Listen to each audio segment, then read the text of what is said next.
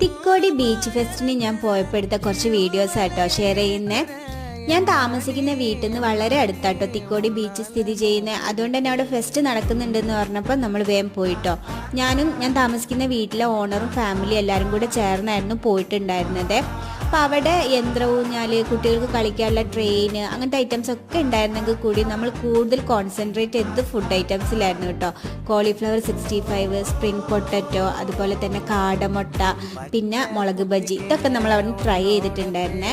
പക്ഷേ സത്യം പറയാലോ, മുളക് ബജി ഒഴിച്ച് ബാക്കിയൊന്നും എനിക്ക് അങ്ങോട്ട് ഇഷ്ടപ്പെട്ടില്ല. കാരണം എല്ലാത്തിനും ഒരു അയമോദക കുത്ത് വരുന്ന പോലത്തെ ഒരു ടേസ്റ്റ് ആയിരുന്നു കേട്ടോ.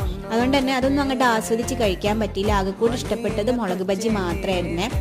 പിന്നെ അവിടെ ഞാൻ പറഞ്ഞില്ല, യന്ത്രഊഞ്ഞാലും അങ്ങനത്തെ ഐറ്റംസ് ഒക്കെ ഉണ്ടെങ്കിൽ കൂടിയും അതിലൊക്കെ എൻട്രി ഫീസ് ഭയങ്കര പൈസയായിരുന്നു കേട്ടോ. അതിന് മാത്രമൊന്നും ഇല്ല എന്നുള്ളതാണ് നമ്മൾ ചോദിച്ചപ്പോൾ എല്ലാവരും പറഞ്ഞത്. അതുകൊണ്ടൊന്നും അതൊന്നും ട്രൈ ചെയ്തിട്ടുണ്ടായിരുന്നില്ല.